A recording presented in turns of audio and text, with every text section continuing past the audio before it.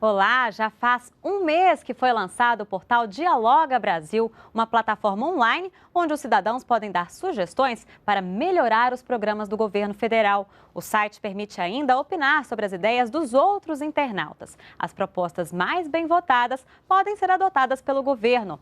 Nesta sexta-feira, o projeto foi divulgado em Fortaleza, no Ceará. Vamos ver como foi. E para começar agora de verdade este nosso encontro, eu convido para se juntarem a nós, eles a quem cabe receber as propostas de cada um de vocês. Gostaria de chamar aqui ao palco e ao centro do nosso debate o ministro-chefe da Secretaria-Geral da Presidência da República, Miguel Rosseto. Boa noite, ministro. Muito obrigada por sua participação. Ministro da Cultura, Juca Ferreira. Boa noite, ministro. A ministra do Desenvolvimento Social e Combate à Fome, Tereza Campelo. O ministro da Educação, Renato Janine. O ministro da Justiça, José Eduardo Cardoso. O ministro da Saúde, Arthur Quioro. O governador do estado do Ceará, Camilo Santana. E agora ela, a nossa presidenta, Dilma Rousseff.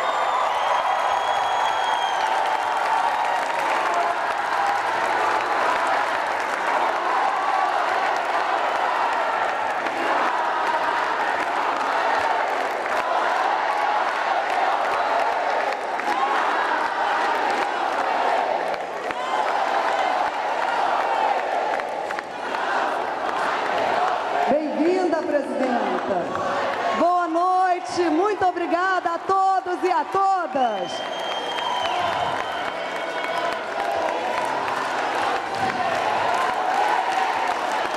É isso aí, minha gente. Participação, colaboração, diálogo.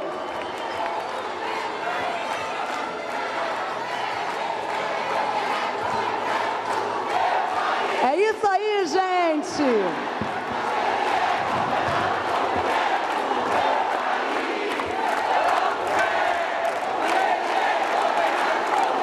O meu país! Bem, pessoal!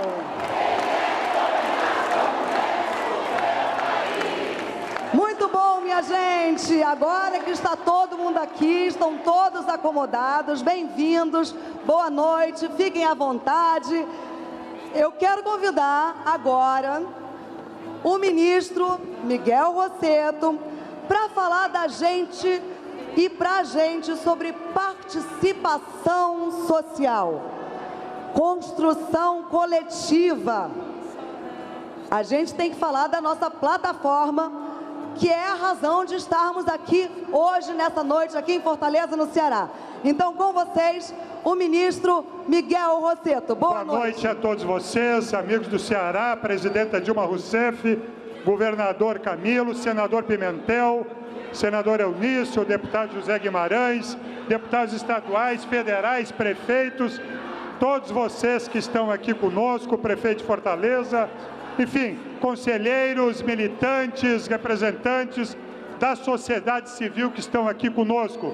Uma boa noite a todos vocês. Nós, meus amigos e amigas, por orientação da presidenta Dilma Rousseff, o diálogo com a sociedade brasileira organiza o nosso governo. Nós temos um compromisso, a partir das eleições, de continuar mudando o nosso país sob a liderança da presidenta Dilma Rousseff. E tanto mais vamos mudar e melhor vamos mudar na medida em que aprofundamos o diálogo com a sociedade em todas as regiões, em todos os nossos estados e municípios. Assim estamos fazendo nos conselhos, nas conferências, fizemos aqui no PPA participativo, estamos inovando, meus amigos e amigas, e por isso estamos aqui no Ceará nesse momento. Nós estamos lançando, apresentando aqui no Ceará uma grande plataforma digital para ampliar a participação da sociedade brasileira para a transformação do nosso país. ao lado dessas conferências, a sociedade brasileira, todos brasileiros e brasileiras de todos os municípios, de todas as idades, têm agora um instrumento, uma ferramenta de diálogo direto com a Presidente da República, com os ministérios e com o governo. É o Dialoga Brasil e o Dialoga Brasil Ceará, que será apresentado hoje pelos ministros e pela Presidenta Dilma. Nós queremos, com isso, amigos e amigas, ampliarmos a participação de vocês, novas propostas, conhecer os grandes programas que vêm mudando o nosso país, melhorar os nossos programas, ampliar as sugestões e criar com isso uma relação próxima, rica e produtiva do governo, capaz de melhorar os nossos programas. Por isso estamos aqui, estamos felizes de estarmos aqui com todos vocês. E quero, por fim, fazer e compartilhar uma homenagem com todos vocês, de um cearense, de um grande brasileiro nascido aqui em Canoa Quebrada. Um cearense, meus amigos e amigas, que há 134 anos atrás, aqui em Fortaleza, foi capaz de, com coragem, compromisso e ousadia, dizer não à escravidão do país. O nosso grande dragão do mar, o nosso Francisco do Nascimento, teve a ousadia de dizer não ao transporte dos negros escravos para a economia do Sul. Isto foi lá em 1881. Se o Brasil acabou com a escravidão em 1889, aqui no Ceará ela terminou antes. O Ceará foi o primeiro estado a acabar com a escravidão do país em 84. E agora, nesse momento, que a coragem, o compromisso, a luta daquele povo nos ilumine a todos. A luta deles continua com a nossa luta. Sejam todos muito bem-vindos. Um abraço a vocês. Muito importante. Muito bons esclarecimentos. Vamos dar continuidade. Obrigada, ministro Miguel Rossetto. Bom, gente, como o ministro falou, o nosso Dialoga Brasil está aberto. O Brasil fica bem melhor quando a gente participa, não é? Então, a gente quer falar com vocês. Você pode fazer as suas propostas, conhecer os programas e políticas públicas que já estão no nosso portal e apoiar a contribuição de outros participantes. Entra aí, www.dialoga.gov.br. Deixe a sua proposta. Bem, para começar essa nossa conversa, o nosso diálogo de hoje, eu gostaria de convidar os nossos ministros para fazer uma breve apresentação sobre os programas que estão no Dialoga. Então, vamos começar com a cultura. Cultura, ministro Juca, boa noite, muito bem-vindo, está com a palavra. Boa noite a todos e a todas. Eu também quero prestar minhas homenagens ao Estado do Ceará por ter tido esse gesto tão importante para o Brasil de ter abolido a escravidão 4 anos antes do resto do Brasil. Isso é um exemplo de que quando a gente quer, a gente pode e a gente faz. Eu queria dizer o seguinte, o Ministério da Cultura, nesses 12 anos, vem construindo políticas públicas com a participação da sociedade, dos artistas, dos produtores, dos grupos culturais. Nós temos vários mecanismos de participação, mas é evidente que o Dialoga Brasil coloca o diálogo do governo com a sociedade numa escala infinitamente maior. Então, nós estamos aqui para convidar vocês para participarem do processo de aprimoramento das políticas que já existem, dos programas que já existem, e vocês podem propor novas ações, abrir, inclusive ajudar a integrar ações como cultura e educação. O Ministério da Cultura já está há alguns dias no Dialoga Brasil e um dos assuntos mais demandados pelos que entraram no site foi exatamente uma maior integração entre cultura e educação. para uma educação de qualidade, precisa de cultura, e para o desenvolvimento cultural do Brasil, a gente precisa da educação. Então, esse é um programa que já está no Dialoga Brasil. Hoje, outro é o Cultura Viva, que é o programa dos pontos de cultura. Nós temos aqui quase 200 pontos de cultura no Ceará, e nós estamos com um edital aberto para ampliar o número de pontos de cultura no Brasil. Essa é uma experiência inovadora, porque é o estímulo e o apoio às iniciativas culturais da própria população. O Ceará é um estado rico culturalmente, que tem muita manifestação cultural e muito grupo cultural, grupos indígenas, grupos de manifestações tradicionais, grupos de tribos urbanas, quilombos. Então, é preciso que a população, que os artistas, que os produtores culturais participem para o aprimoramento desse programa. Outra é o Vale Cultura. Nós estamos implantando o Vale Cultura em todo o Brasil. É normal que, nesse momento de dificuldade econômica, o Vale Cultura tenha uma certa dificuldade de se estabelecer, como foi com o Vale Refeição, algumas décadas atrás, mas é um programa que vai beneficiar a todos os trabalhadores e trabalhadoras do Brasil. Então, é um programa importante que também está no Dialoga Brasil.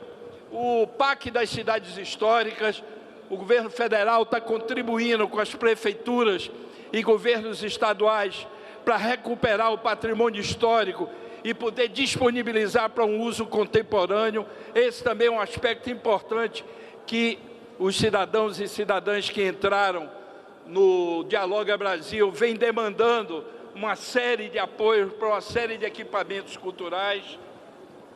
Nem todos os programas do Ministério vão estar no Dialoga Brasil, mas quem quer se aprofundar nas políticas, nos programas e nas ações do Ministério, podem, através do Dialoga Brasil, entrar no site do Ministério e dialogar com qualquer um dos programas. Então, estou convidando a todos, não só os artistas, os produtores culturais, mas a toda a sociedade a ajudar a aprimorar esses programas culturais do governo federal. Muito obrigado.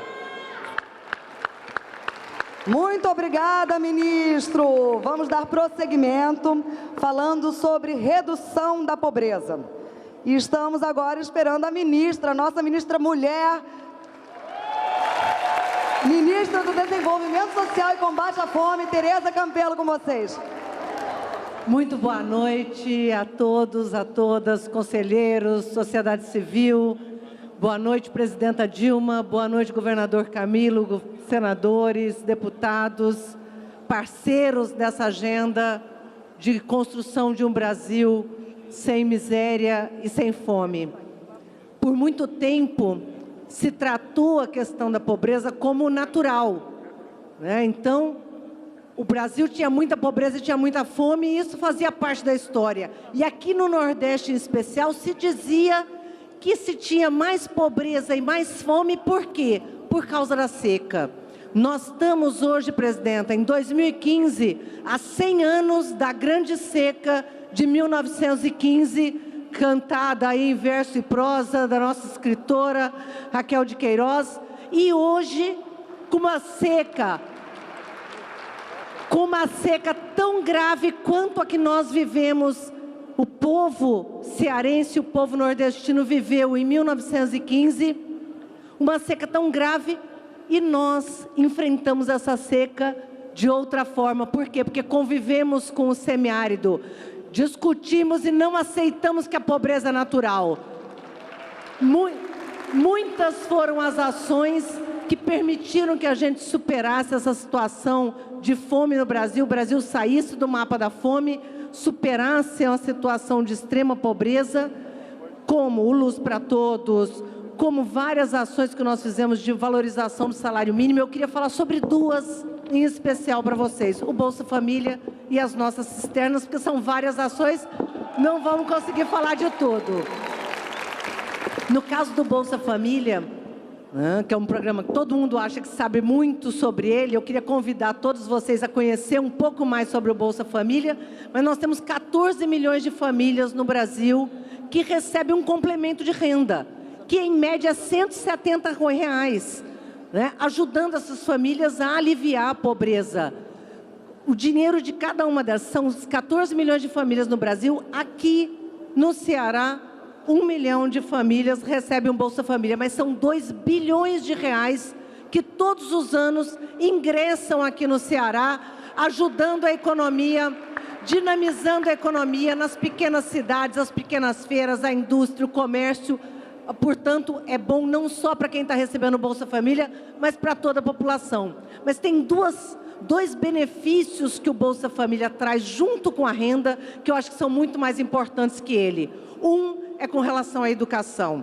Nossas crianças têm que estar na escola para que a família receba o Bolsa Família. Tem que ter frequência. São 17 milhões de crianças no Brasil acompanhadas mensalmente, fora do trabalho infantil, fora das ruas, graças ao Bolsa Família. Aqui no Ceará, 1.100.000 crianças e jovens na escola, garantindo que a gente rompa com aquele ciclo da pobreza, que é os filhos dos pobres, os filhos dos analfabetos serem pobres e serem analfabetos. Nós estamos rompendo com esse ciclo da pobreza, garantindo educação e garantindo essas crianças na escola. Um outro dado que eu acho que é um dado que é muito, muito estratégico e importante, são os de saúde. 9 milhões de famílias no Brasil são acompanhadas com ações de saúde da família, nos postos de saúde, nas unidades básicas de saúde. Aqui no Ceará são 740 mil famílias acompanhadas. Nossas crianças são pesadas, são medidas, são vacinadas e graças a isso nós reduzimos em 60% a mortalidade infantil das crianças pobres no Brasil. 0,5% do PIB tem garantido essas vitórias. Redução na mortalidade infantil, garantindo inclusive que a gente supere não só esse debate preconceituoso que acha que a pobreza e a fome decorriam da seca, mas que diziam que os nordestinos eram uma sub-raça porque achavam que os nordestinos eram menores. Nós estamos com as nossas crianças maiores. Por quê? Comida. Nós estamos superando a história dos homens gabirus com o quê?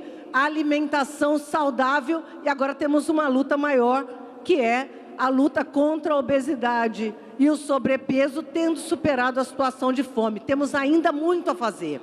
Temos ainda um longo caminho, mas já conseguimos avançar na caminhada e estamos no caminho certo. A outra ação, que eu acho que é uma ação estratégica, porque mostra o quê?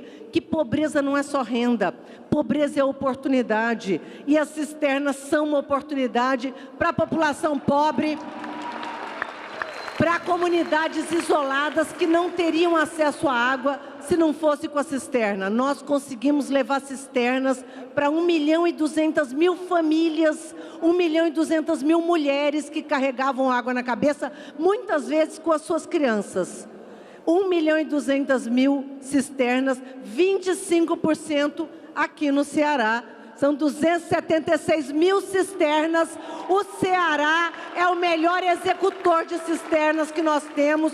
Todas as nossas ações estão avançadíssimas e proporcionalmente é o estado que mais tem cisterna. É o número 2 em número absoluto, mas proporcionalmente, de longe, é o que mais executou cisterna. É ou não é, Cristina?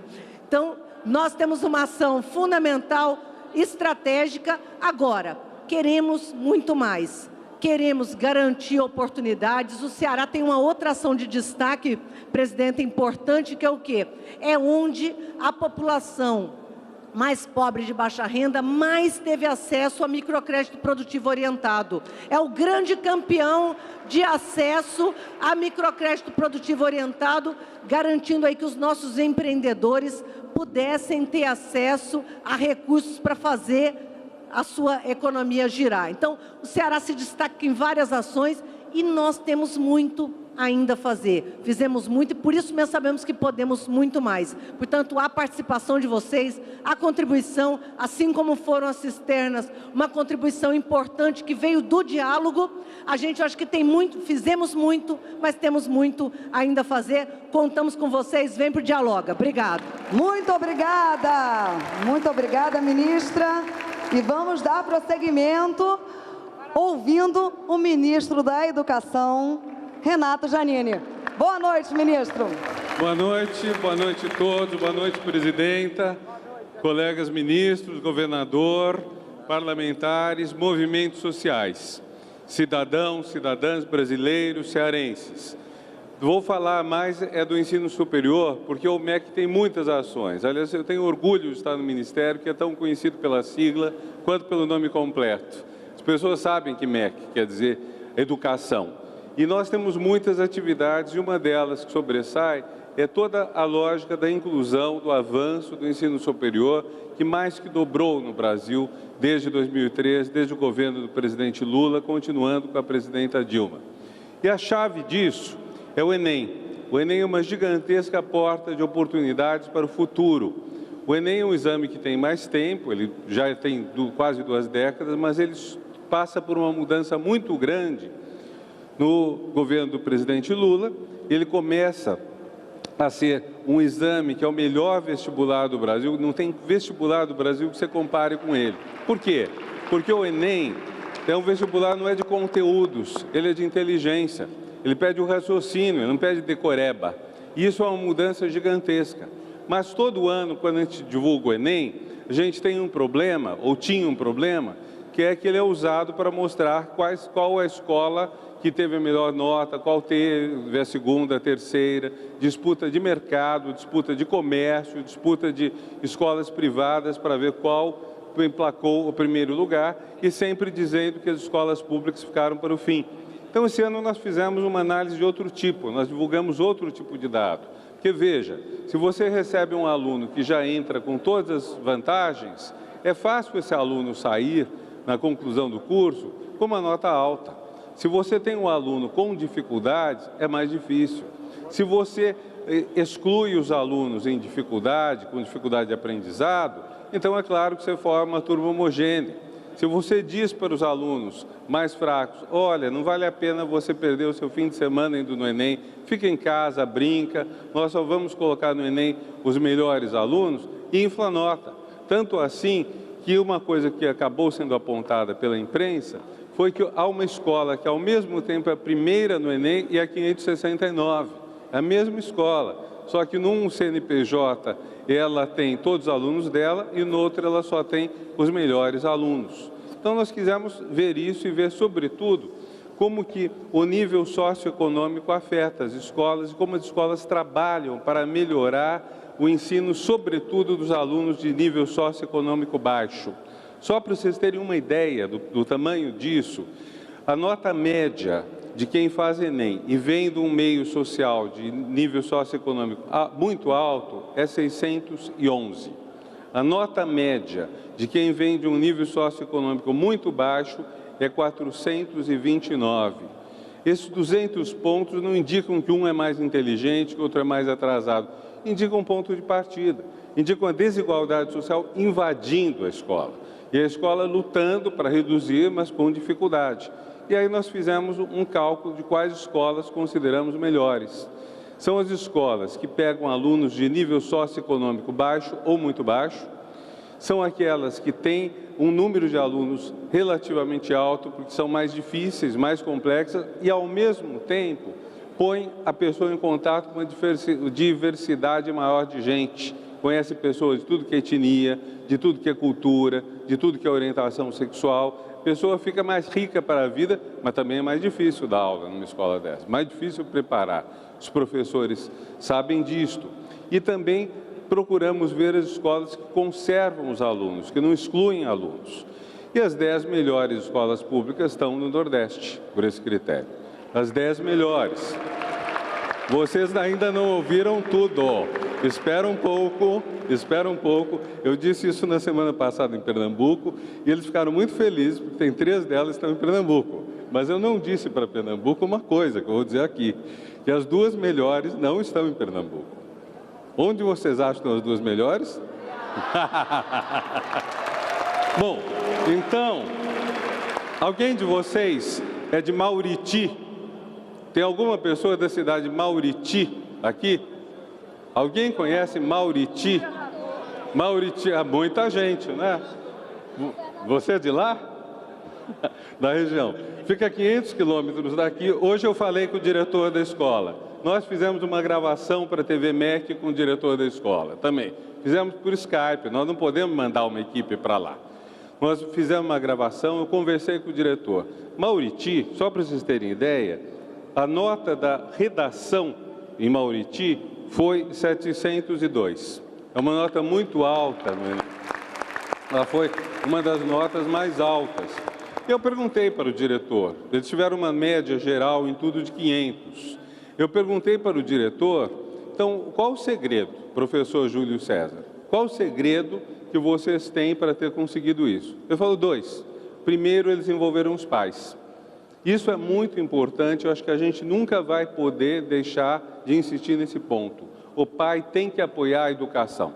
O pai e a mãe tem que solidarizar com o filho. Não interessa se o pai e a mãe têm a mesma inteligência e sabem resolver os problemas. O que precisa é ele incentivar o filho, ele mostrar para o filho que a educação é uma porta de oportunidades, como está dito no Enem. E o segundo ponto, ele diz que cada professor na escola fica responsável por uma turma, mas a ponto de ir na casa das pessoas, ver por que eventualmente estão faltando, quais são os problemas. Não é um segredo, vamos dizer, tão difícil. Dá trabalho, dá muito trabalho, mas dá resultado, dá muito resultado. E eu estava esquecendo, a escola se chama Padre João Bosco de Lima. E a segunda melhor escola, que também é do Ceará, é de Sobral. Tenho certeza que tem muito mais gente de Sobral aqui do que de Mauriti. Porque Mauriti tem menos de 50 mil habitantes. Sobral é uma das grandes cidades do estado, das maiores.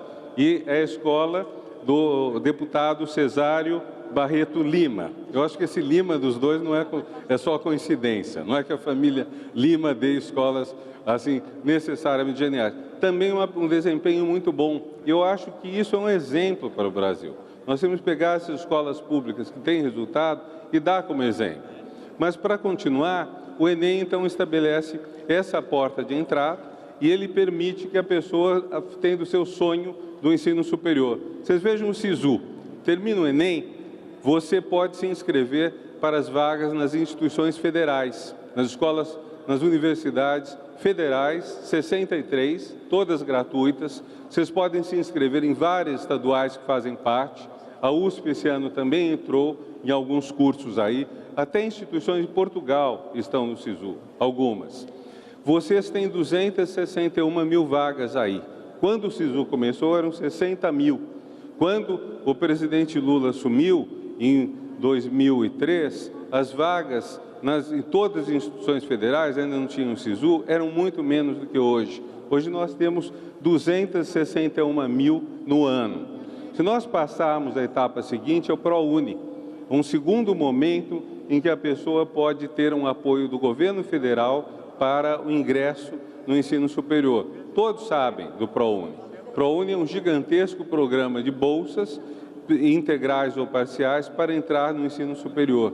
E nós conseguimos, com isso, colocar esse ano mais de 300 mil alunos no ensino superior graças ao ProUni. E a nossa terceira porta é o FIES. O FIES, este ano, deu 314 mil vagas. Veja, um ano de crise, um ano de dificuldade econômica, o governo federal colocou 906 mil pessoas só com esses 3 programas no ensino superior. Para vocês terem ideia do tamanho, são 45% dos que entraram no ensino superior esse ano. Imaginem que não houvesse 3 programas. Teria entrado 900 mil a menos. Teríamos tido 1 milhão de alunos entrando no ensino superior. Se passamos de 3 milhões a quase 8 milhões de alunos no ensino superior esses anos, foi por causa de programas como esses. E a coisa não termina aí. Temos também o SISUTEC, para o ingresso no ensino técnico do emprego, mais 70 mil vagas. O Enem abre, então, para quase 1 milhão, se eu quiser ser exato, 976 mil vagas. Isso é muito importante. E tudo isso está acoplado, não posso deixar de mencionar, com a lei de cotas, que amanhã completa 3 anos. Amanhã são 3 anos da lei de cotas, que levou, nesse período, 111 mil afrodescendentes para o ingresso no ensino superior. São os dados da Secretaria de Políticas de Igualdade Racial, divulgados ontem. 111 mil. Isso ainda, ela não está em pleno vigor, porque é um prazo para ser implantada. Mas a notícia boa é que quase 80% dos institutos federais já atenderam a meta da lei de cotas, que é 50% das vagas para cotas. Vocês conhecem as regras, básica na escola pública, depois dentro da escola pública a autodeclaração étnica, entra também a renda da família, e mais de 50% das universidades federais estão atendendo. Nesse estado, em que 2% da população, 66,5%, são considerados ou se declaram pretos e pardos, o que é interessante nos processos de inclusão é que eles têm sido, inclusive, mais intensos do que a própria média da população negra no Estado. Vou só dar um dado para não encher vocês de números, mas no caso do Pronatec, 88% das vagas no Ceará foram ocupadas por negros. Da mesma forma, mulheres. Se nós olharmos Pronatec, vou pegar só o dado Pronatec, 60% do Pronatec no Ceará é de mulheres. Vocês veem, então, que aquelas que foram historicamente discriminados estão conseguindo um lugar muito maior ao sol com as nossas políticas de inclusão, com qualidade, com rigor, do que tinham antes. Então, nossa expansão é feita, mas ela não perde a qualidade. Ela está focada naquelas pessoas que não tinham oportunidades para soltar o seu talento. O ministro Juca poderia falar talvez horas sobre quantos novos talentos artísticos foram revelados à medida que ele deslocou o foco do Ministério da Cultura daqueles que sempre eram os clientes habituais para aqueles que eram inabituais e são de outros lugares. Para concluir, para não deixar de falar do futuro, o futuro nosso é das crianças. Nós temos, então, que ter um olhar muito atento à criança desde o nascimento. Creches. Creches são uma das prioridades do Plano Nacional de Educação, são uma das prioridades do governo. Nós temos 435 creches no estado do Ceará que estão ou foram recém-construídas ou estão em andamento. 104 foram concluídas nos últimos tempos. Nós temos mais de 300 que estão em andamento ou em projeto já concluído. Então, é um trabalho importante que cobre todas as áreas da educação e que precisa do apoio de vocês todos. E esse apoio se dá de todas as maneiras. Mas, se eu posso frisar um ponto, é que ninguém deixe de apoiar, se for pai, se for mãe, de apoiar a educação do filho. Que ninguém deixe de incentivar seu filho, seu irmão mais novo, a estudar, a se desenvolver, a crescer para o futuro. Isso é o que importa. Muito obrigado. Muito obrigada, ministro. Importantes destaques. E agora, vamos dar prosseguimento falando de segurança pública. E convocamos com a palavra o ministro José Eduardo Cardoso. Bem, boa noite para todos, para todas. Boa noite, presidenta. Boa noite, ministros, ministras. Um desejo de todos os brasileiros e de todas as brasileiras é de viver em paz. É de viver com felicidade, viver com segurança. E para isso nós precisamos melhorar muito o sistema de segurança pública do Brasil. Infelizmente, o Brasil é um dos países mais violentos do mundo. O Brasil é o país que tem o maior número absoluto de homicídios no mundo. E é o 7º país que tem homicídios em relação à proporção da sua população. Exatamente para isso, nós estamos fazendo algumas propostas que nós queremos debater com vocês. No Dialoga Brasil, essas propostas estão colocadas no site. Eu vou rapidamente dizer quais são as 4 principais propostas que estão aí e que nós queremos ouvir a opinião de vocês. Primeira proposta, nós queremos fazer um pacto nacional para a redução dos homicídios no Brasil. Esse pacto, que passa pela junção de todas as polícias, que passa pela junção de todos os órgãos e que conta com a participação da sociedade, pretende reduzir, em média, no Brasil, 5% dos homicídios por ano. Parar de crescer e chegar a 5%. Para isso, nós queremos integrar as polícias dentro do mesmo plano. Para isso, nós queremos criar câmaras de acompanhamento dos homicídios com o Poder Judiciário Estadual, com o Ministério Público Estadual, com as defensorias, com a AAB. Para isso, nós vamos estabelecer metas, vamos criar um mecanismo de gestão integrado. Este é o plano. E, presidenta, já tem um estado que saiu na frente nesse plano. Quero dizer à senhora, e é justamente o estado do Ceará. Por quê? Porque desde o início da sua gestão, o governador Camilo vem discutindo com o Fórum Nacional de Segurança Pública exatamente as diretrizes que nós achamos que deve ser seguida nesse caso. E há 15 dias eu vim aqui e já assinei o pré-entendimento desse pacto com o governador. E sabem qual é o resultado desse trabalho? Eu falei para vocês que a nossa meta era 5% nacionalmente. Nos primeiros 6 meses desse ano, o Ceará já reduziu 13% da sua taxa de homicídio, já foi além do dobro daquilo que nós queremos propor. Por isso nós vamos ter que discutir uma meta regional com o governador, porque eu sei que vai cair mais homicídio no Ceará e muitos milhões, ou muitos milhares de cearenses vão ter sua vida salva por força desse pacto. Segunda proposta, melhoria do sistema prisional. Infelizmente, um dos responsáveis pela violência no Brasil é o nosso sistema prisional. Boa parte das organizações criminosas que geram violência são gestadas dentro das prisões. As más condições carcerárias transformam os nossos presídios em verdadeiras escolas do crime. Então, portanto, nós temos que dar uma atenção especial para o nosso sistema prisional. Ele não pode ter a superlotação que tem, ele não pode recuperar os presos como ele não recupera. Para isso, o que é que nós temos que fazer? Em primeiro lugar, não podemos piorar o sistema. Nós temos que dizer não à proposta de redução da maioridade penal. Nós temos que dizer não a essa proposta, porque ela vai colocar no sistema penitenciário 40 mil pessoas jovens.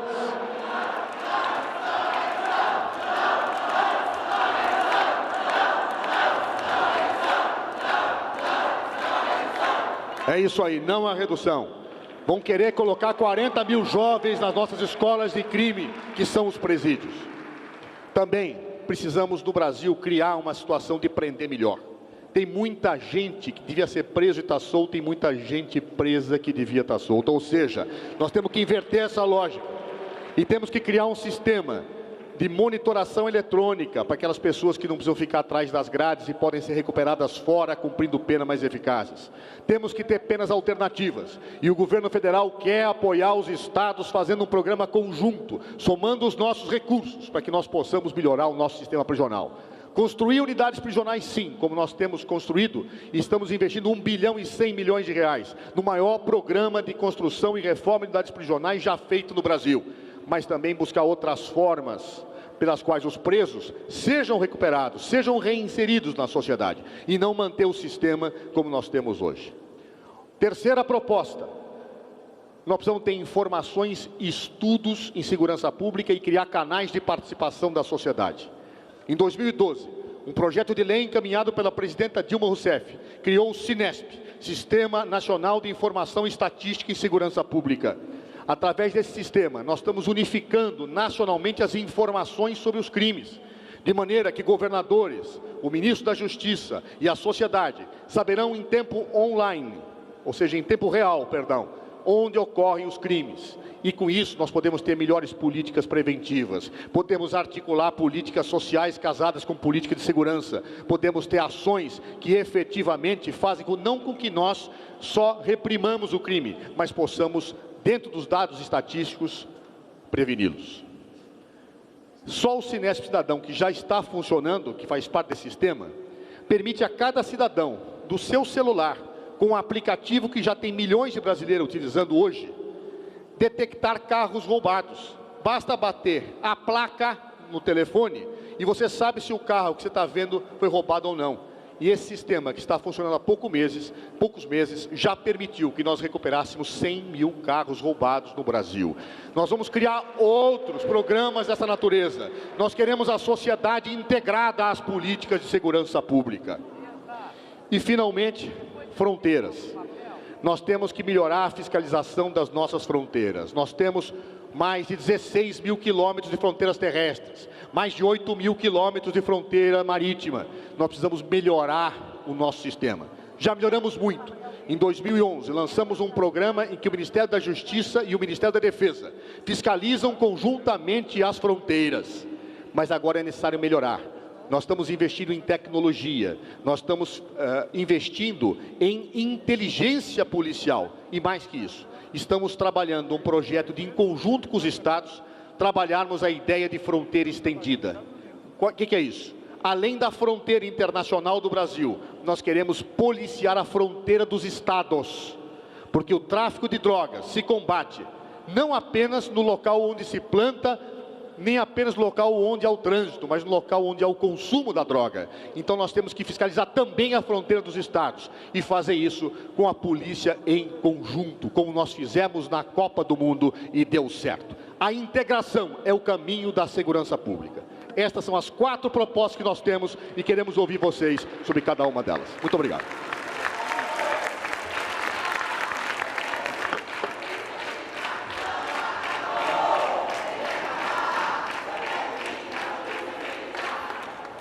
Vamos lá, vamos dar continuidade. Muito obrigada, ministro. Não à redução. Vamos lá agora escutar algumas palavras sobre os nossos programas em debate. Ministro Chioro, com você a palavra. Boa noite, Ceará. Boa noite, Fortaleza.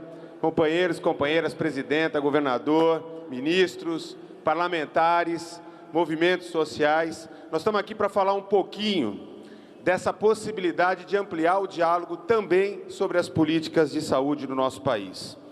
No ano que nós vamos ter, agora em dezembro, a 15ª Conferência Nacional de Saúde, que a militância da saúde está discutindo em todo o Brasil, nas conferências municipais, agora nas estaduais, quais são as propostas para o nosso novo Plano Nacional de Saúde para os 4 anos. E agora o Dialoga nos permitirá também a participação direta, com propostas, votando as propostas e dizendo o que é melhor para construir um Brasil mais saudável. Eu queria falar rapidamente de alguns dos programas, não dá para falar de todos. Mas antes de falar dos programas, eu quero colocar para vocês de uma maneira muito clara. O compromisso da sociedade brasileira tem que ser melhorar o nosso sistema de saúde. Eu, como ministro da Saúde, tenho muita clareza de que o SUS construiu muito mais vida, vem permitindo salvar as pessoas, cuidar melhor, prolongar a vida, diminuir a mortalidade, mas nós estamos muito distantes de aonde a gente quer e aonde a gente vai chegar. Esse é um primeiro ponto, admitir que nós precisamos melhorar a saúde do nosso Brasil, não só para garantir mais acesso, mas para garantir um atendimento com mais qualidade, um jeito mais humanizado, mais respeitoso, que trate cada brasileiro, cada brasileira de forma mais digna. Para isso, a presidenta Dilma tomou uma decisão no ano de 2013, e eu quero começar falando sobre ele, que é o programa Mais Médicos para o Brasil. Uma mudança de verdade, porque permitiu, vejam bem, permitiu que 63 milhões de brasileiros, quem mais precisava do SUS, tivesse o direito de ter atendimento médico, o atendimento com uma equipe de saúde da família completa no seu bairro, na sua região. A gente pensa que é só a população do interior, do semiárido, a população quilombola, os assentamentos, mas não é verdade não. É verdade que hoje todos os nossos distritos de saúde indígena contam com equipes médicas completas. É a primeira vez em 515 anos de história oficial do Brasil que a gente tem atendimento em todos os distritos de saúde. Mas na periferia das grandes cidades, nas grandes cidades brasileiras, nós encontramos lá o Mais Médicos funcionando. São 18.240 médicos em todo o Brasil. E a ampliação, olha que interessante. As últimas vagas que nós abrimos este ano, mais de 4.000 vagas autorizadas pela presidenta Dilma, foram integralmente preenchidas por médicos brasileiros. No início, a resistência e o sucesso do programa, a aprovação da população, a aprovação dos gestores, fez com que esse programa passasse a ser, de fato, uma política de Estado para cuidar bem da população brasileira. Aqui no Ceará, são 5 milhões de cearenses atendidos pelo Mais Médicos. 1.480 médicos. Mais do que foi falado hoje à tarde. De lá eu não conseguia dizer. 5 milhões, gente. Aqui em Fortaleza, 241 médicos. Só para se ter uma noção, hoje, 64% dos médicos que trabalham em atenção básica no estado do Ceará pertencem ao Mais Médicos. Isso significa que nós estamos conseguindo começar a fazer a lição de casa de cuidar bem do povo brasileiro. E olha, não é só garantir acesso. A gente tem ouvido as pessoas dizerem para a gente que agora elas se sentem cuidadas com dignidade, porque o médico olha nos seus olhos, escuta o que ela tem para falar, toca no seu corpo, respeita, é tratado com dignidade. E é essa saúde, é esse SUS que nós queremos para o nosso país.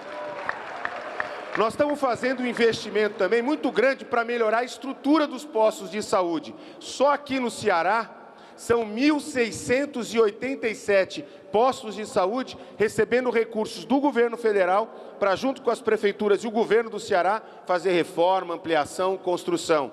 Nós estamos também abrindo mais vagas de medicina.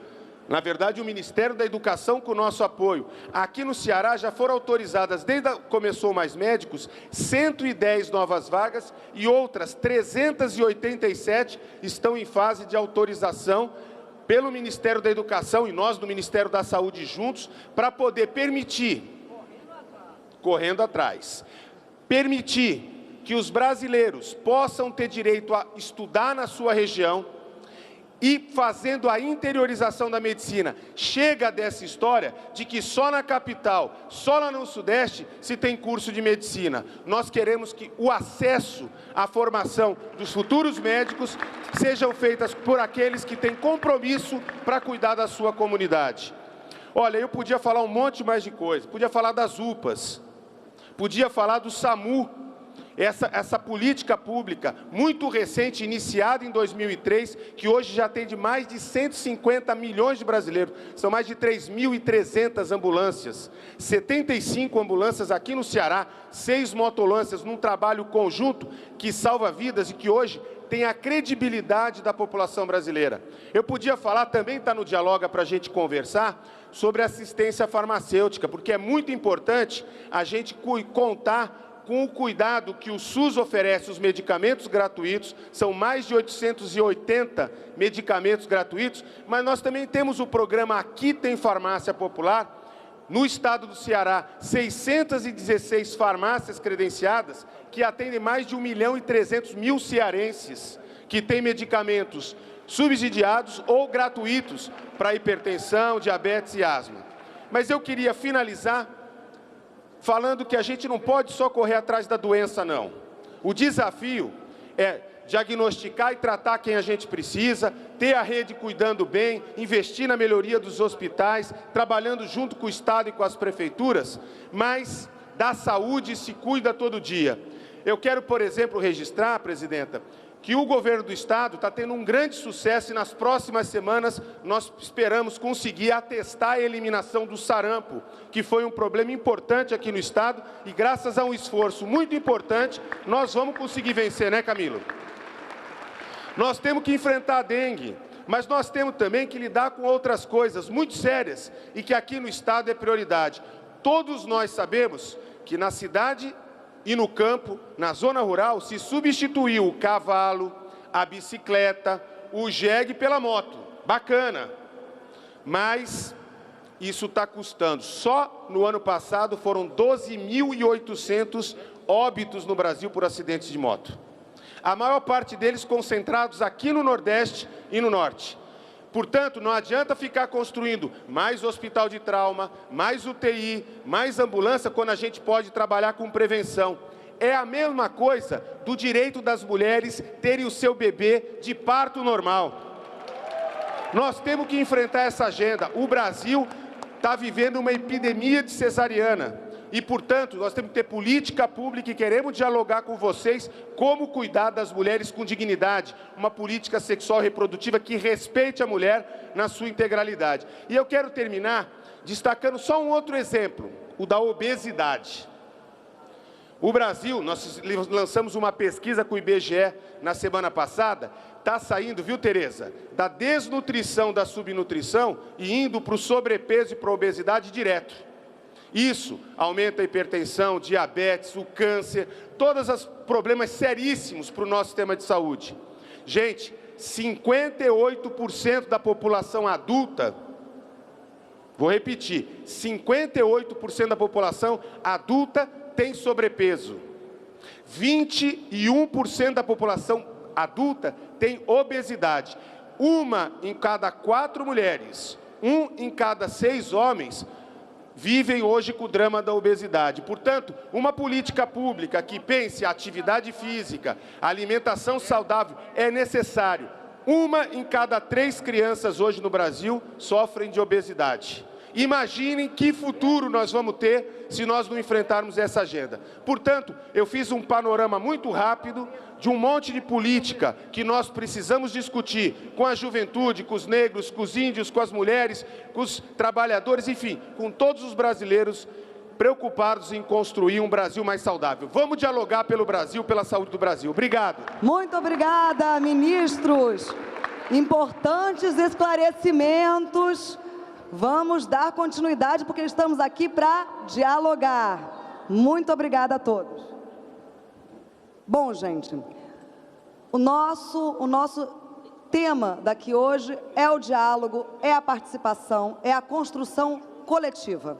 Então, vamos lá, nós já recebemos no Dialoga Brasil mais de 10 mil propostas. E você também pode entrar no site e colaborar. Vamos lá. Todo mundo entrando, www.dialoga.gov.br. Vamos lá, vamos ouvir hoje, mudando um pouquinho o sistema, as propostas de vocês ao vivo. Vocês, quando entraram aqui, receberam uma fichinha, não é isso? Uma fichinha igual a essa, né? Com as propostas de vocês. Então, a gente está com uma equipe que organizou essas fichas, numerou essas fichas, e agora a gente vai começar a participar de fato, vamos debater. Então, cadê as fichas? O nosso primeiro tema vai ser a cultura, não é isso, produção? Cultura. Ministro Juca, vamos começar com cultura, vamos primeiro sortear. Como é o primeiro, eu vou pedir licença e vou pedir para a presidenta sortear para a gente, claro. Não vale olhar. Número 12. Vamos soltar na tela, número 12. Política Nacional de Artes. Vamos lá. Francisco Miguel Pinheiro. Cadê o Francisco? Francisco, tá aí, eu não estou enxergando o Francisco. Francisco, você está longe. Eu vou demorar um pouquinho, mas eu vou chegar aí. Só um minutinho. Vamos lá, gente. É para isso que a gente está aqui, para dialogar, e eu tenho que me aproximar de vocês de uma maneira horizontal e criar essa interlocução com o governo. Vamos nessa. Cadê Francisco? Francisco o quê? Ah, não é Miguel. É Michel. Francisco, de onde você veio? Daqui de Fortaleza mesmo. E você representa algum setor? Não, me filiei há pouco tempo no Partido dos Trabalhadores. É isso aí. Quer ler a sua proposta? É assim, a minha proposta, eu acho que teria que ter mais investimento na música, com os músicos, abrir mais espaço para a cultura, né? Escolas de músicas também, eu acho que é bem necessário valorizar bem mais as pessoas aqui da terra. Abrir escolas de música e investir melhor na educação. A palavra está com o senhor ministro Juca. Vamos escutar agora um debate sobre essa proposta, ministro. Francisco, sua pergunta tem várias dimensões importantes. Primeiro, o Congresso brasileiro aprovou uma lei para a música voltar para a escola. Então, nos próximos anos, certamente, nós enfrentaremos as dificuldades, que vai desde professores, que metodologia, mas de qualquer jeito é importante de que a arte volte para a sala de aula, para que na formação das novas gerações, a música e a arte em geral esteja presente, qualificando a educação desde os primeiros anos.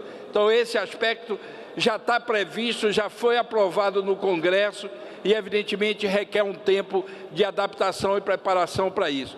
Eu queria chamar a atenção que não é só a música, é importante que a arte em geral esteja disponibilizada por um número maior de brasileiros, todas as artes. E nós estamos trabalhando um programa de formação na área de arte e cultura, formação tanto para complementar a formação humanística de cada um brasileiro, mas também como um apoio para a formação de novos artistas. A música é uma delas, mas nós vamos trabalhar com todas as linguagens. Então, esse aspecto é muito importante e investir na educação é evidente. Precisamos qualificar a educação no Brasil e esse processo que nós estamos assistindo há 12 anos de construção, quase 13, de novos paradigmas para a educação no Brasil, vai ter que ter uma concentração agora exatamente na qualificação da educação. E eu volto a dizer, educação de qualidade tem que ter arte e cultura no currículo e na sala de aula. Muito bom, ministro. Vamos seguir. Agora nós vamos falar de redução da pobreza. Ministra, vamos sortear o tema, a proposta daqui da plateia, do plenário. Vamos lá. Número 9. Número 9, cisternas. Vamos lá, Antônio Pinheiro do Nascimento. Cadê você, Antônio? Vem cá, Antônio. Vem cá. Vem cá conversar com a gente, horizontal. Tudo bom, Antônio? Tudo ótimo. Da onde você é? Eu sou de Tianguá, na Serra da Ibiapaba. Palmas. Você representa algum setor? Sim, eu sou assentado da Reforma Agrária, sou da direção dos sindicatos, estou na diretoria do Sindicato dos Trabalhadores, representa também uma instituição, a SPAF, Escola de Formação e Cidadania, que trabalha também em convênio com a construção de cisternas e outras tecnologias de convênio com o semiárido. Então vamos ler sua proposta, vamos lá? Ampliar os recursos para tecnologias de convivência com o semiárido, como cisternas de primeira e segunda água. Está com a senhora ministra Tereza Campelo, por favor, com a palavra. Tem gente que acha, é a terceira vez que a gente vem para o Nordeste e a pergunta sorteada pela terceira vez é cisterna. Tem gente achando que é marmelada, certo? Mas a gente sabe que não é. Olha só, nós estamos, vocês sabem, investindo muito em cisternas, conseguimos chegar, acho que numa população enorme, com cisterna de primeira água, com cisterna de segunda água. Tem gente, a gente chama de cisterna, mas não é só cisterna, né? Tem barragem, barragem subterrânea, são várias tecnologias que a gente resolveu apelidar de cisterna de segunda água, mas dependendo do lugar, não é uma cisterna comum, né, de 52 mil litros, são outras formas de tecnologias sociais são adequadas. Nós fizemos 100 mil no primeiro mandato da presidenta Dilma e já temos o compromisso de fazer mais 100 mil, garantindo aí que a gente continue com o nosso projeto. Tem uma coisa que é importante, que também pouca gente sabe, que é o seguinte: junto com a cisterna de segunda água, não é só a cisterna e a tecnologia social, vai o quintal produtivo, vai semente, vão pequenos animais. Portanto, a gente viabiliza um quintal agroecológico, e isso é muito importante para que a gente também aprofunde a nossa agenda de convivência com o semiárido. E nós estamos investindo muito em semente aqui no Nordeste. Por quê? Porque nós precisamos aumentar a oferta de sementes resistentes crioulas, adaptadas, e é isso que nós estamos fazendo aqui. Então, vamos continuar investindo, estamos fazendo isso, esse é um compromisso já assumido. Agora, temos que também levar água de outras formas, quando isso for mais adequado. Sistema simplificado, tem lugar que é poço. Então, são várias formas da gente garantir o direito à água de beber para a nossa população. Obrigada. Muito bem, doutora Pereira. Muito boas considerações a respeito da cisterna, por isso que essa proposta entra tanto, não tem jeito, né?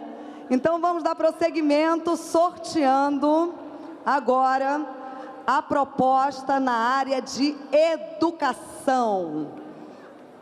Vamos lá. Eu vou tirar logo, viu, ministro? Número 21. 21. Educação básica. Yuri Almeida Sena. Yuri. Cadê você, Yuri? Chega mais, Yuri. Vem para perto da gente. Participação social. Propostas, debate, inclusão. Vamos conversar. Vamos dialogar. Tudo bom, Yuri? Tudo bom. Me conta, você é da onde? Sou daqui de Fortaleza mesmo. Sim, e você é de algum... Você está envolvido em algum setor? Estou próximo da educação e do meio ambiente. Próximo. Bom, vamos lá ler sua proposta. Com o fortalecimento dos temas transversais na educação básica, teremos a sociedade com menos preconceito e mais respeito. Muito bem. Muito boa. A palavra para comentar a proposta do Yuri. A palavra está com o senhor, ministro. Muito obrigado, Yuri. Ótima pergunta. Acho que ela tem tudo a ver com uma grande questão, que é a questão da ética. É uma das questões que a gente sente muita falta no Brasil, muita importância no país. Quero dizer que a presidenta pediu que nós façamos uma ação de combate à corrupção na educação, educando para combater a corrupção, educando para o trato honesto do dinheiro público, porque o dinheiro público que falta justamente para tudo isso que a gente está falando aqui. Falta para a cisterna, falta para a cultura, falta para a educação. E há um outro ponto também que eu queria dizer que é muito importante, porque quando a gente fala nos temas transversais, está pensando muito nos temas éticos, nos temas de valores, nos temas que podem ser tratados em várias matérias. A ética é um assunto muito amplo. Eu sou professor de ética, então a gente sabe que ela abrange muitos aspectos, mas eu queria frisar, além do combate à corrupção, um outro, que é a questão do combate ao ódio. Nós temos que ter uma sociedade com tolerância. Tolerância é fundamental. Esta sociedade tem gente muito diferente. Aqui, nós somos muito diferentes, nós aqui, e estamos convivendo bem. Nós temos que entender cada vez mais que as diferenças têm que ser respeitadas. Num regime democrático, pode haver discussões, ninguém tem que concordar com os outros, as pessoas podem e devem manifestar suas discordâncias, mas devem manifestar com respeito ao outro e com argumentos. E aí a educação também é muito importante. Se a gente fortalece na educação a capacidade das pessoas de pensarem, de usarem a lógica, de usarem a argumentação, de justificarem suas posições, nós vamos ter uma sociedade muito melhor, porque as pessoas vão saber por que estão defendendo algo, por que estão atacando, e vão mudar de ideia. Muita gente vai mudar de ideia, muita gente vai chegar a uma ideia que talvez não era exatamente a sua, nem exatamente a do outro, mas é dessa forma que a gente vai ter uma educação criativa. E também, para falar um pouco de ética, não posso deixar de citar que eu recebi aqui, depois que falei, um bilhete da senhora Francisca de Souza Santos, que conta uma história muito... É você? Bom, conta uma história bonita, que ela é de um assentamento, agricultora familiar, e do trabalho dela de criar uma escola família agrícola. Escolas famílias agrícolas, muita gente não sabe o que são, mas elas têm algumas das notas mais altas também no que elas acrescentam aos alunos. Porque aquilo que eu falei do Enem, no fundo o que muito importa é como você pega uma pessoa e faz que ela saia da escola bem melhor do que entrou. Pode ser bem melhor, na questão do que o Yuri colocou, uma pessoa com mais respeito, sem preconceito, com mais capacidade de trabalho, de conquistar melhores empregos, de respeitar melhor os outros. E pode ser também uma pessoa melhor, porque, enfim, porque teve um ambiente que fortaleceu e que é muitas vezes iniciativa espontânea. A Francisca conta, a escola funciona com professores voluntários, casa emprestada, alimento doado. É um belo exemplo. Parabéns, Francisca, e obrigado, Iuri. Muito obrigada. Vamos falar de um tema fundamental, segurança pública. Vamos sortear a proposta a ser debatida pelo ministro. Ministro, vamos logo de uma vez, sorteando e localizando a pessoa que propôs. Número? 14. 14. Produção, solta o número 14. Forças Federais de Segurança. Francisco Cleilson Gomes, cadê você? Francisco, está aqui presente. Francisco. Bom, alguém? Não? Leio eu. Que as forças atuem mais nas comunidades. Ele está perguntando se as forças federais podem atuar mais nas comunidades. Vamos entender como a coisa está colocada hoje. Na Constituição, a maior parte das atribuições de segurança pública são dos estados. A Polícia Federal e a Polícia Rodoviária Federal só podem atuar naqueles casos que a Constituição especifica. Por exemplo, quando o crime ele ultrapassa as fronteiras de um estado, no caso de tráfico internacional de drogas, dentre outros. Nós achamos que isso não está bom do jeito que está. A presidenta Dilma Rousseff, na própria campanha eleitoral, propôs a modificação da Constituição, e nós vamos mandar agora, nos próximos dias, uma proposta de emenda constitucional, uma PEC, que propõe uma maior participação da União no plano da segurança pública, de tal maneira que a segurança pública seja de responsabilidade da União, dos estados, do Distrito Federal e dos municípios, todos em conjunto, que é para permitir essa integração. Quando nós fizermos esta mudança, aí sim, dentro dessa integração com o governo do estado, com os municípios, nós vamos ter uma presença, em certos casos, mais localizada das forças federais, mas sempre articulada com as polícias estaduais, sempre articulada com a polícia municipal. Então, portanto, o eixo nosso de intervenção é integração. Para que essa integração não tenha nenhuma barreira jurídica, nós vamos mudar a Constituição, para que todo este policiamento possa ser feito em conjunto, planejado em comum e tenha realmente aquilo que o Brasil quer. Ou seja, se o crime atua organizado, o Brasil tem que combater o crime também organizadamente e de forma integrada. Muito bem, Zé. Muito bem, ministro. Muito obrigada. Chegamos agora ao nosso último tema a ser, a nossa última proposta da noite. Vamos lá. Saúde. Chegamos à saúde. Ministro, já estou fazendo essa mise-en-scène, sempre vim completar. 16. Número 16, por favor, produção. Antônio Carlos Fernandes. Seu Antônio, vem cá. Eu falei de pertinho da gente. Vamos lá, seu Antônio. O senhor veio da onde? Eu sou daqui, de Fortaleza. Beleza. Vamos lá ler sua proposta? Me deixa quebrar o protocolo. Vamos ler sua proposta. Dizer que você é muito bonita, mas a presidente é mais que você. Arrasou, presidenta. Muito obrigada. Agradeço por nós duas. Fiquei com vergonha. Bom, vamos lá. Então, vamos à nossa proposta. A sua proposta. Sim. Olha, senhor ministro da Saúde, senhora presidente, bem-vindo esse programa de interiorizar os cursos de medicina. Agora, junto a ele, ministro, faltam os enfermeiros. Então, a mesma estrutura ou infraestrutura do curso de medicina pode ser estendida para que funcione paralelamente um curso de enfermagem. Os custos serão mínimos porque haverá integração da infraestrutura. É isso que eu proponho. Então está aí a proposta do seu Antônio, mais cursos de medicina no interior, acompanhado de cursos de enfermagem. Me deixe quebrar o protocolo. Presidente, a senhora é da minha idade. Pena que não nos encontramos na nossa juventude. Uau!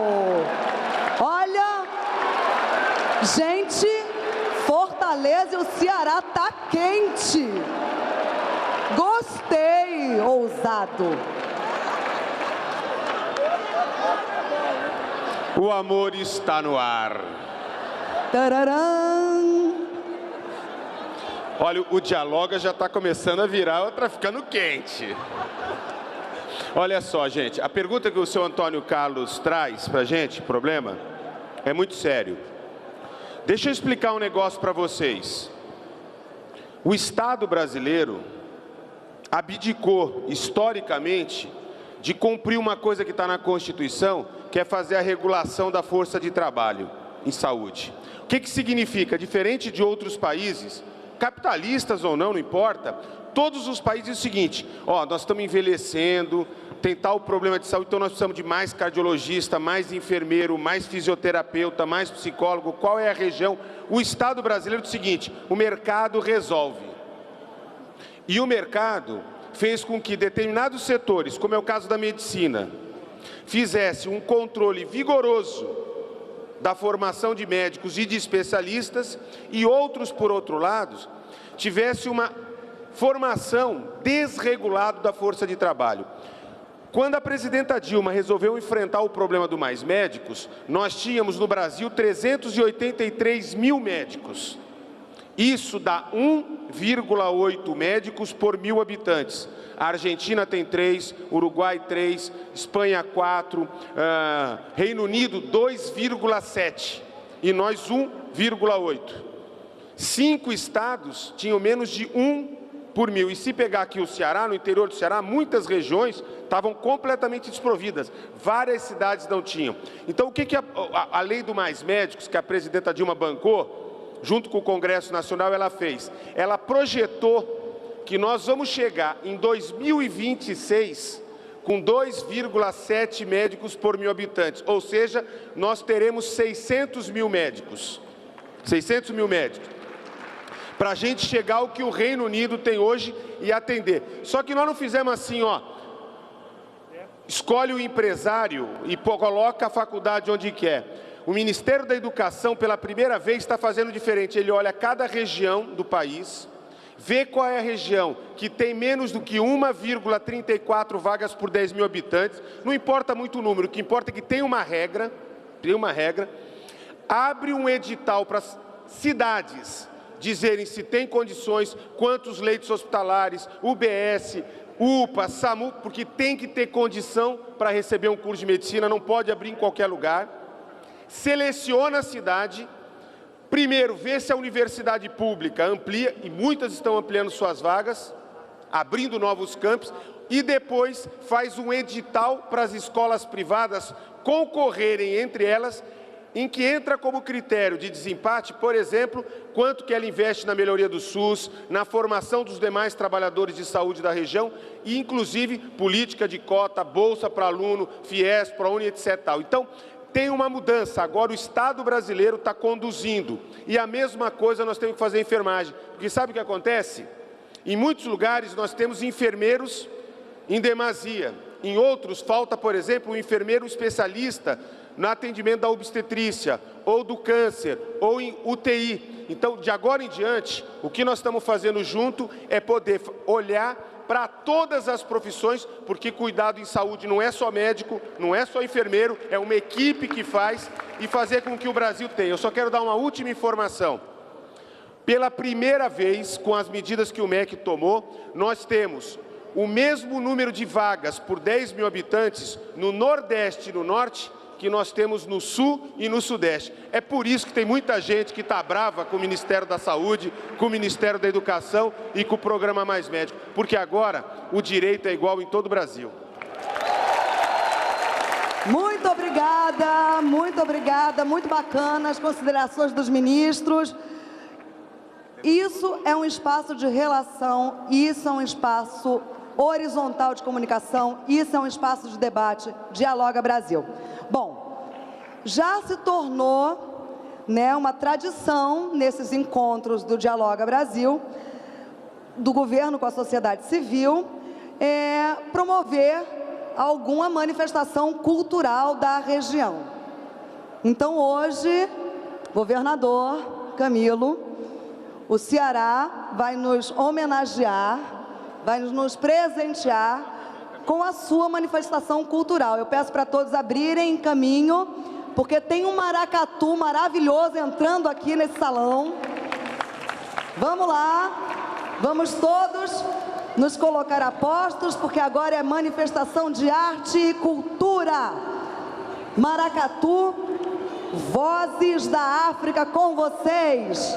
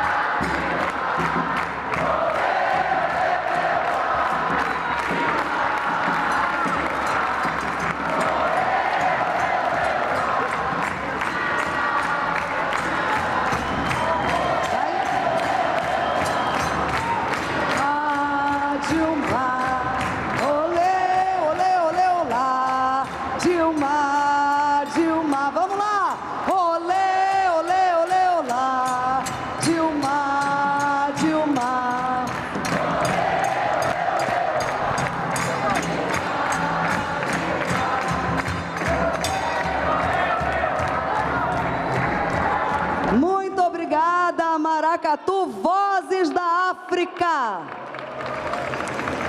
Muito obrigada às manifestações todas, manifestações culturais do povo cearense que estão aqui representadas com esse maracatu. Parabéns, governador. Parabéns a todos os cearenses aqui presentes. Vamos lá, gente, vamos seguir. Vamos seguir o nosso Dialoga Brasil.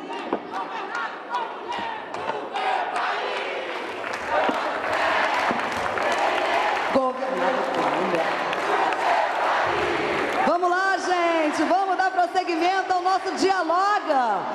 Vamos continuar dialogando? Vamos continuar? Vamos lá. Gente, a gente falou muito do Ceará aqui, não foi? Falamos muito do Ceará, não foi? Então, agora a gente tem que ouvir o representante do nosso estado, o nosso anfitrião, o nosso governador, Camilo Santana, está com a palavra. Prometo que vou falar pouco para a gente ouvir a presidenta. Primeiro, boa noite. Boa noite. Eu queria saudar a nossa querida presidenta Dilma, dizer que para nós é uma honra recebê-la aqui no Ceará e agradecer, presidenta, todas as parcerias que a senhora tem feito com o nosso estado. Portanto, eu queria pedir aqui uma grande salva de palmas calorosa à nossa querida presidenta e também a toda a sua equipe, o ministro Renato, a ministra Tereza, o ministro Rosseto, o ministro Eduardo, o ministro Juca, o ministro Quioro. Aliás, presidente, dos 6, 5 já estiveram aqui no Ceará anteriormente. Aliás, teve um que teve mais de uma vez, que foi o Quioro. Portanto, eu quero aqui agradecer, todos têm sido muito prestativos com o nosso estado e com o povo cearense. Quero saudar aqui os parlamentares, senadores, deputados, prefeitos.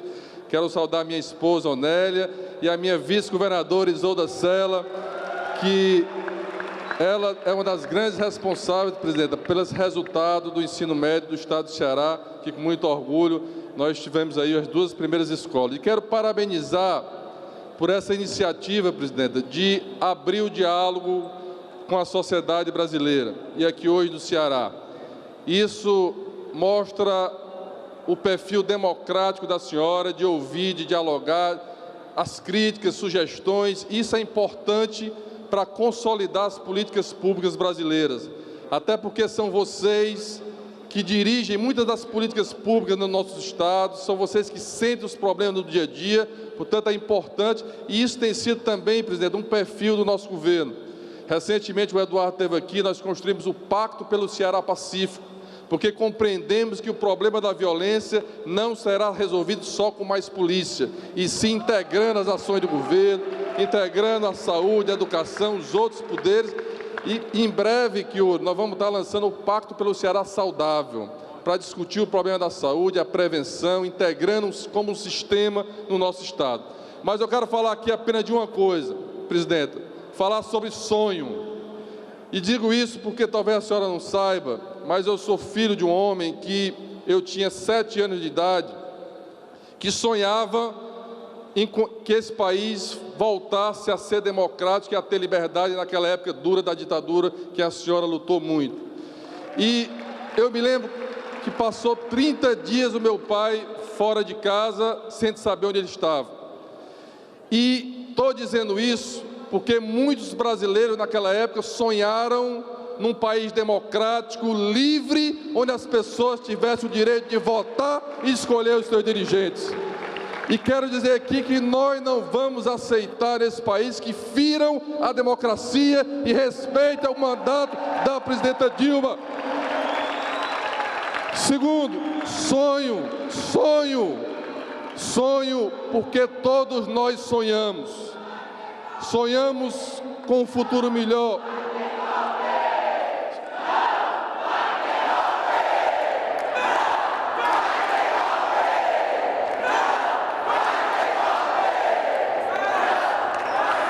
Falar em sonho, porque todos nós sonhamos.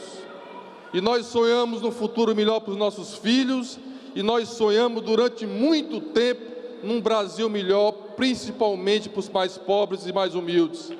E foi a senhora, presidente, e foi o governo do presidente Lula que construiu as conquistas do povo brasileiro, porque não dá para pensar no Brasil,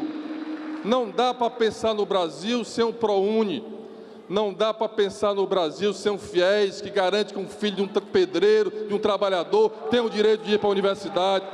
Não dá para pensar no Brasil sem um Bolsa Família, que tirou milhões de miseráveis da pobreza e deram dignidade. Não dá para pensar no Brasil sem um Minha Casa Minha Vida, que a senhora entregou hoje, quase 2.000 unidades há pouco tempo, que realiza o sonho das pessoas que sempre quiseram ter o teto para molhar, para colocar seus filhos. Não dá para pensar no Brasil sem o programa de cisterna de placas, que garante a água para a população difusa que mora na área rural. Não dá para pensar o Brasil sem o Mais Médico, que leva assistência de saúde a milhões de brasileiros e a famílias cearenses. Não dá para pensar no Brasil sem as políticas que atendem hoje, as políticas das mulheres, dos quilombolas, dos índios, dos negros, das universidades que foram interiorizadas. Portanto, presidente, a minha única palavra: o Brasil, nós estamos juntos, vamos lutar pela democracia, e a nossa palavra é de agradecimento ao seu governo e às conquistas, que nós não vamos recuar nesse país e nem aqui no Ceará. Muito obrigado.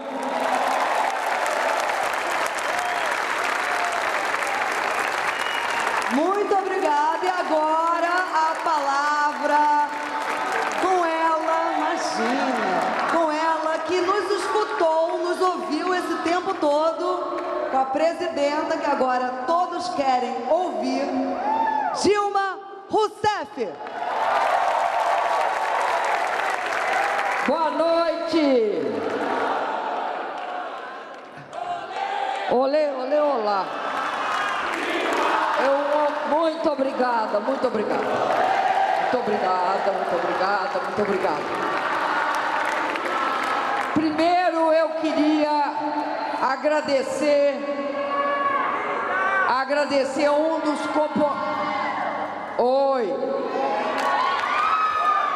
Eu queria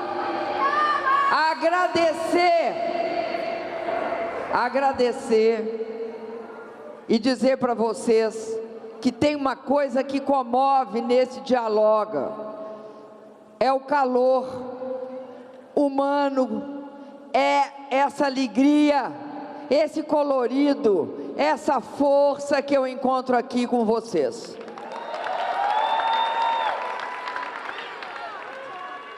Eu também te amo.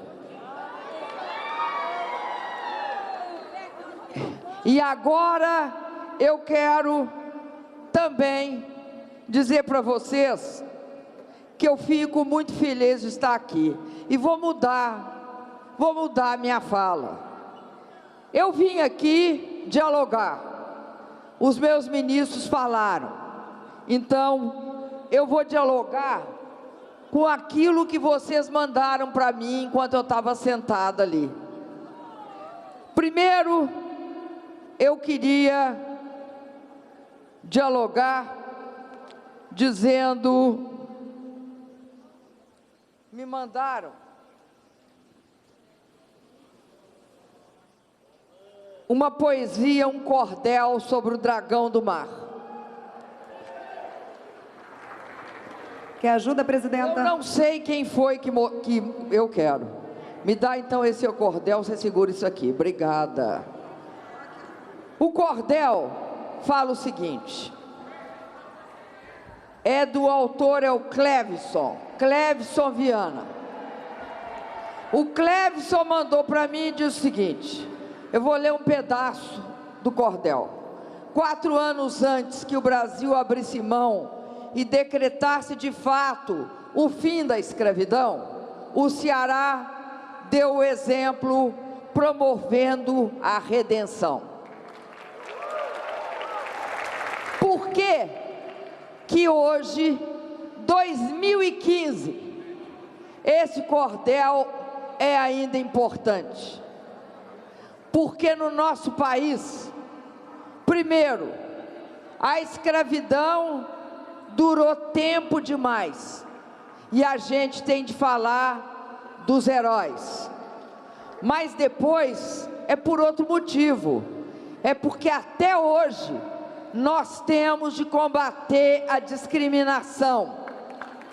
A discriminação, e aí quando a gente fala em discriminação, entre as discriminações, a primeira que nós temos de combater é aquela que recai sobre a população negra do nosso país. Nós vivemos isso no entorno, vocês devem estar lembrados, na antevéspera da Copa, quando uma porção de atos de intolerância, preconceito e discriminação contra nossos atletas negros começaram a aparecer por aí. Esse não é o Brasil. O Brasil é um país que é multiétnico, ou seja, multicolorido. As nossas peles são as mais diferenciadas, mas tem um forte componente da raça negra que nos conformou. Por isso, a gente tem de honrar até hoje o dragão do mar. A segunda coisa que eu queria falar era agradecer o Antônio Carlos, porque Antônio Carlos, não sei se ele está aí ainda, não é todo dia que a gente recebe uma declaração. Fico muito agradecida, viu, Antônio Carlos? Fico extremamente agradecida, muito, muito gentil da sua parte. A terceira coisa que eu queria falar é sobre um outro cordel. Esse cordel é de uma mulher chamada Cristina Poeta. Chama Vigores de Gênero. E eu vou ler, que é de Cristina. Cristina, eu vou ler um pedaço da Cristina, porque esse pedaço também do cordel mostra como é importante, e ela reivindica que a gente dê importância aos poetas. Pois eu vou dar, viu, Juca? Importância aos poetas populares. Ela diz o seguinte: aos homens e mulheres, também quero lembrar, não maltrate um ao outro, para apenas de bem se dar, nem destrua a vida alheia, para poder vir se vingar. Aqui, sabe, Cristina, eu quero falar sobre uma coisa importante pela quantidade de mulheres que estão aqui presentes, que é o compromisso do meu governo com o combate à violência que recai sobre a mulher só pelo fato dela ser mulher. E aí, eu queria destacar duas coisas. Queria destacar, primeiro, as legislações. A Lei Maria da Penha, que transformou em crime a violência contra a mulher. E segundo, a Lei do Feminicídio, que torna o crime mais pesado se for assassinato de mulheres pelo fato de ser mulher. E a segunda coisa que eu quero destacar é a Casa da Mulher Brasileira, que eu espero voltar aqui para inaugurar. Deu ordem de serviço ontem, mas eu estou querendo voltar aqui para inaugurar a Casa da Mulher Brasileira. Aí a Casa da Mulher Brasileira é que nem o Dialoga Brasil. Ela, na verdade, é a Casa da Mulher Cearense. E aí, eu quero, você podia me dar? Eu quero falar de outras coisas que vocês mandaram para mim.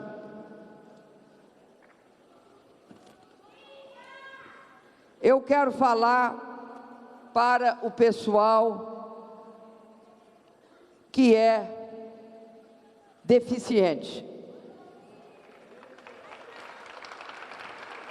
É o compromisso do meu governo com o Viver Sem Limites, com a questão da acessibilidade, com a linguagem Libras. E aí, vou pegar uma das cartas, do Celso Farias Ferreira. Celso, eu agradeço que você faça o monitoramento e nos auxilie no programa Viver Sem Limites.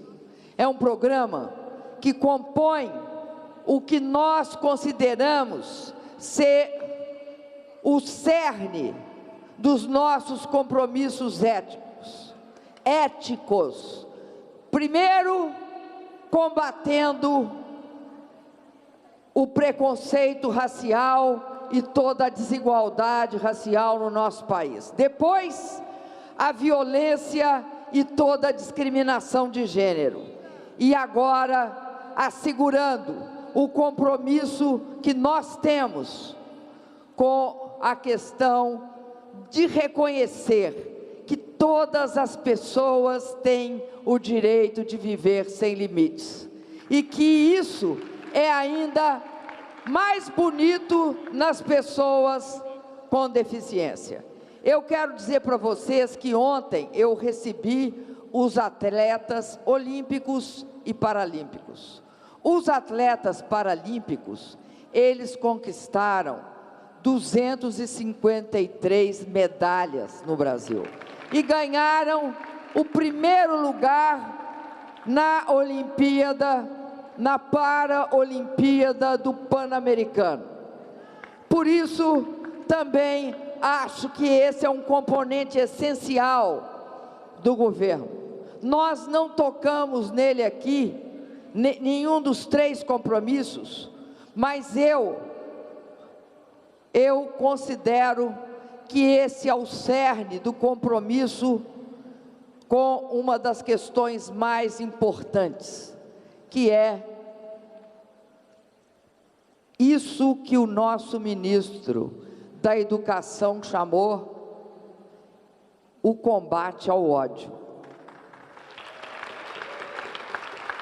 É a base da atitude ética do meu governo.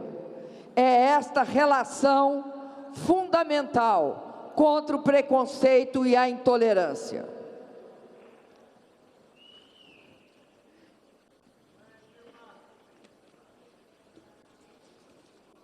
Ah, não, é uma coisa linda que me mandaram, lindíssima.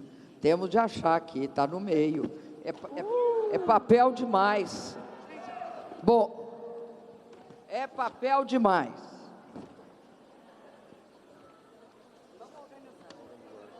Pera lá, gente, é o nordestino nordestinando. Aqui. Achei!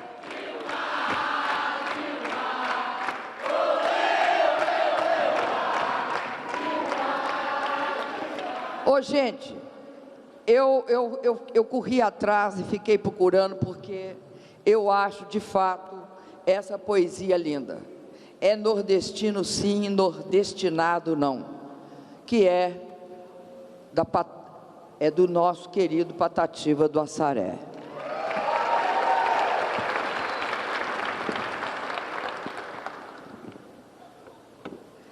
Que é justamente essa frase, nordestinos sim, nordestinados não. Por que isso? E aí eu quero dizer que é um outro compromisso ético fundamental do meu governo, que é com a percepção que o Brasil é feito nas suas regiões, nos seus estados. Não existe um Brasil que não esteja em algum estado da federação ou em alguma cidade. Daí a importância que eu acho que desde o governo do presidente Lula assumiu para nós a questão da igualdade regional. Nós não queremos uma região igual a outra, mas nós queremos as regiões do Brasil com a mesma oportunidade. E o que acontece e o que aconteceu na história desse país? aconteceu que o Nordeste brasileiro concentra 25% da população desse país. Concentra toda uma história e uma cultura. Concentra uma riqueza humana extremamente forte, além de ser aqui o início do chamado Brasil moderno. Mas não concentra a riqueza para as pessoas, não concentrava as oportunidades para as pessoas. O Dialoga Ceará tem de começar com um ponto. Tem de começar com a afirmação que o meu governo tem um compromisso fundamental com os nordestinos, os cearenses e toda essa população imensa que mora, que vive, trabalha, estuda e cria aqui nessa parte do nosso país. E quero dizer para vocês que por isso é que nós olhamos com especial atenção e muitas vezes implicaram conosco por causa disso. Disseram que nós olhavam para nós com preconceito e falavam: ah, você só tem voto no Nordeste. Eu quero dizer para vocês que eu muito me orgulho e agradeço extremamente ter recebido os votos nordestinos. E digo isso porque é o reconhecimento do enorme esforço feito, primeiro para o retirante nordestino, que saiu daqui e foi para São Paulo, e para olhar o Nordeste, para o Nordeste ser visto, ele se tornou presidente da República. Foi por ele que nós começamos a olhar o Nordeste. Depois, eu quero dizer para vocês que esta questão não é uma questão trivial no Brasil. Aqui, no Nordeste brasileiro, tem uma quantidade imensa, tem uma riqueza imensa, que é fundamental para o nosso país crescer e virar uma nação desenvolvida. Quero também dizer para vocês que tem uma outra questão que é parte integrante do compromisso ético do meu governo, que é com a igualdade social. Eu chamei de igualdade social e vou explicar em que sentido eu estou usando a palavra igualdade. As pessoas são todas diferentes, uma é diferente da outra, todas elas, e é isso que é fantástico em nós, né? Você não vê uma pessoa igual a outra, mas as oportunidades têm de ser as mesmas. O ministro começou falando de creche. Creche, no passado, a gente que olhava a questão da mulher dizia: olha, creche é porque as mulheres têm de trabalhar e têm de deixar seus filhos protegidos num determinado local. Continua sendo importante por isso, mas a importância da creche não é essa, da creche e de toda a educação infantil. A importância porque ataca a raiz da desigualdade. Porque é ali que começa a desigualdade no nosso país. É ali que o Estado brasileiro pode fazer diferença. Quando conseguir dar oportunidades iguais, não interessa o sobrenome, a origem social, a cor da pele ou o gênero. Todos os brasileiros e as brasileirinhas têm direito às mesmas oportunidades. Eu dou esse exemplo porque ele é facilmente perceptível, porque uma criança é uma criança em qualquer lugar. Agora, está provado que há estímulos que têm de ser dados às crianças, porque isso favorece o desenvolvimento das crianças.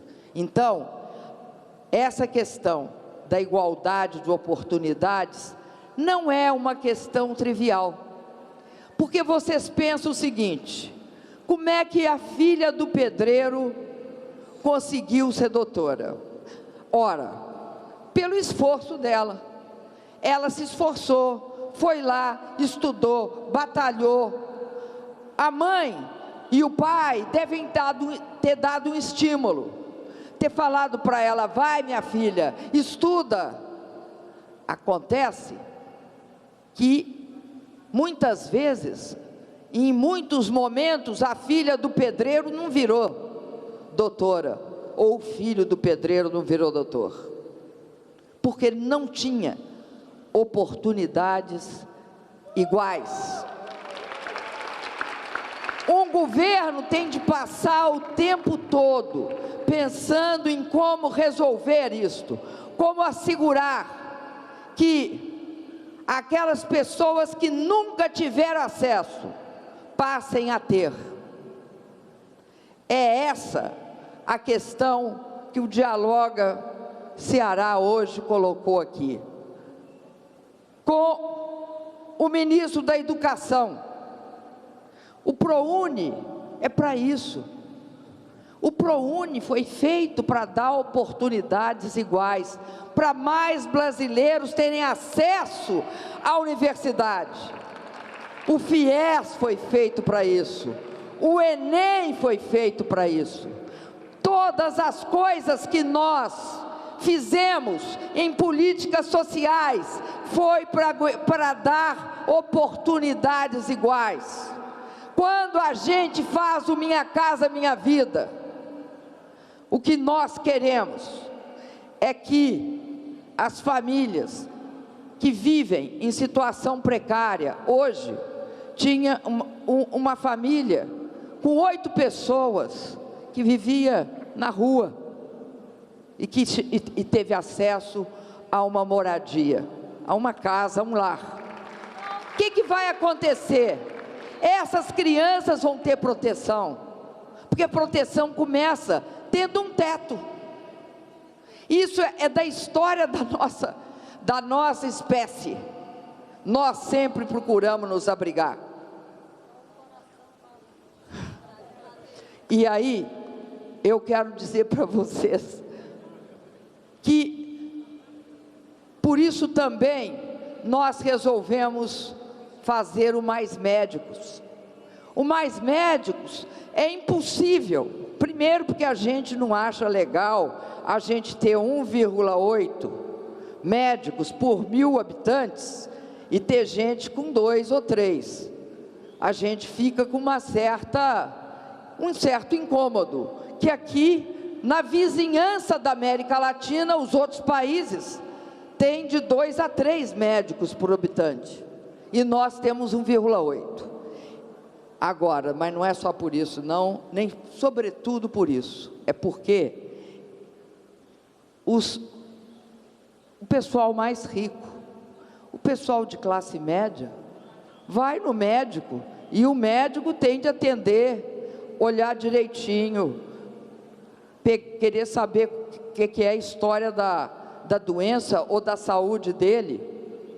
Ele quer atenção, e isso também vale para a nossa população.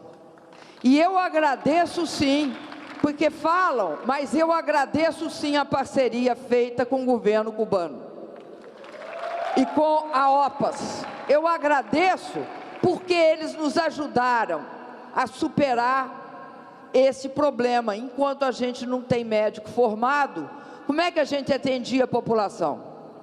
Eles nos ajudaram, eles deram exemplo de humanidade com os nossos doentes. Nós temos de ter, em relação a eles, extrema gratidão. Agora, ao mesmo tempo, nós temos de providenciar médicos brasileiros, porque não é possível que um país com 203 milhões de habitantes tenha menos condições de formar médico do que um país bem menor que nós, que é uma ilha. Afinal de contas, é importante também interiorizar a formação, porque isso é a mesma coisa que eu falei antes, igualdade de oportunidades, porque quem mora no interior tem direito de fazer um curso de medicina como quem mora na capital, e de preferência um curso muito bom. Então, o Dialoga é um exercício que nós fazemos de dialogar e escutar. Escutar por quê? Porque na grande maioria das vezes,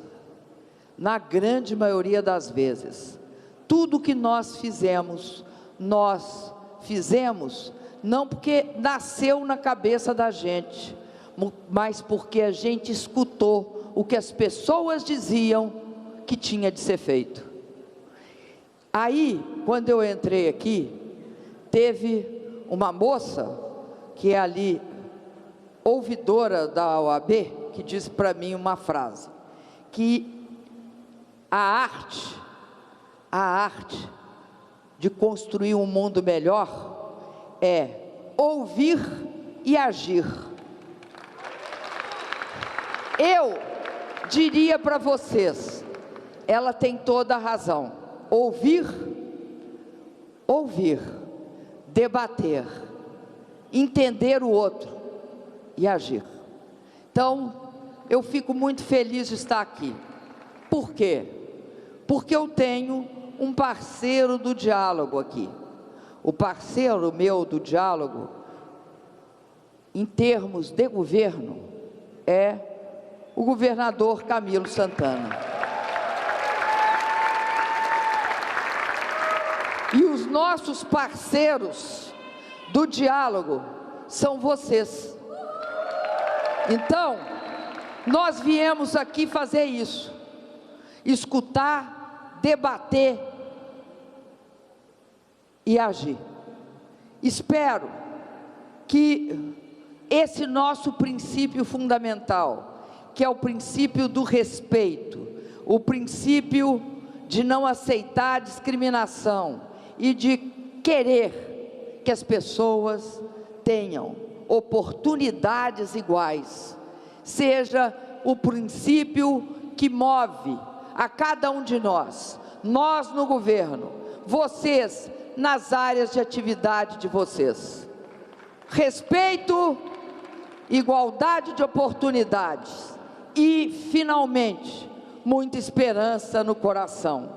Quero dizer para vocês, nós vamos voltar a crescer, gerando emprego, renda, reduzindo a inflação.